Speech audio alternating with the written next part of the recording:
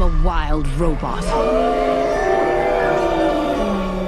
Hey there guys, I just saw the brand new DreamWorks animated flick, The Wild Robot, and my advice to you is, get popcorn when you watch this movie, not to eat the popcorn, but to fill up the bucket with tears.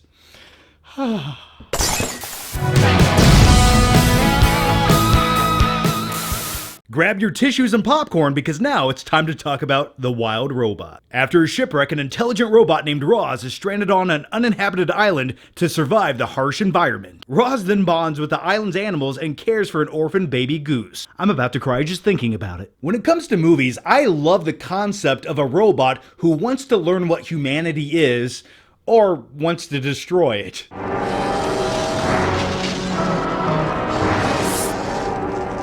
Some of my favorite films revolve around this theme: RoboCop, The Iron Giant, Terminator, and when the T-800's thumb goes down in that melted steel for the last time, a tear always trickles down my cheek to this day. And going into The Wild Robot, I had zero expectations. I knew almost nothing about this film, and I randomly saw it at Fantastic Fest in Austin, Texas. And funny story, right before watching The Wild Robot, I saw another film called Terrifier 3, and then I watched The Wild Robot.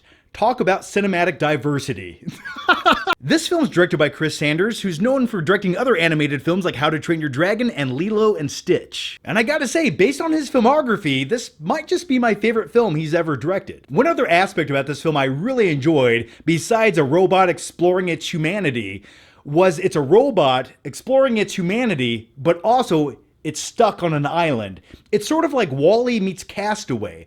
And whenever you can combine two great concepts like that in a seamless way, and it makes you feel something, I would say you have a pretty good movie. Now, the thing I most appreciate about The Wild Robot, which I was not expecting, was this film is a bit morbid at times and deals with death, but with humor. And I love things like that. Now, keep in mind, this is marketed towards children, but also, this has something that adults will latch onto and really appreciate.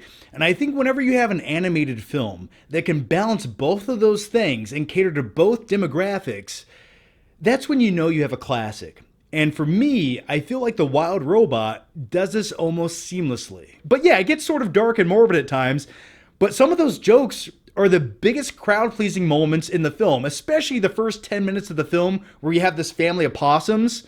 Everyone was laughing hysterically, and I was like, somebody just died over there. Now, real quick, before I dive into the characters and tell you what I liked and disliked, and I mostly liked the characters, I first need to say that the opening of this film, the narrative moves very quickly. It's almost really jumpy and rapid at times, and if you blink, you might miss a key plot point, because there's one sequence early on in this film, and no spoilers, but if you blink, you miss it. And it's a really big pivotal moment in the film that sets up the main character Roz. But by the second act of the film, things slow down and you get really immersed into this story and these characters. Now in this film, the voice of Roz the robot is voiced by actress Lupita Nyong'o. Now when it comes to Roz the robot, we've had many incarnations of other robot characters in animated films, but I think Roz hits a little bit differently because this explores the concept of what makes a mother, what is someone's purpose in life.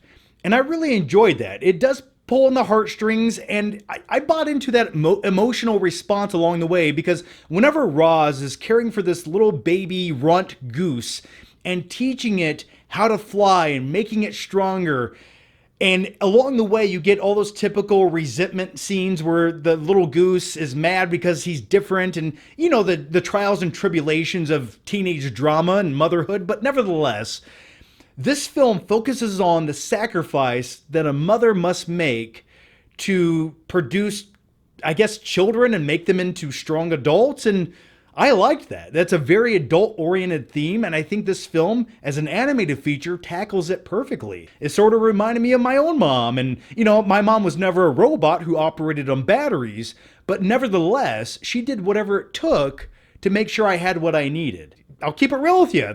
That shit brings a tear to my eye. And for example, throughout this film, Roz is sacrificing her own mechanical parts to help raise this baby goose.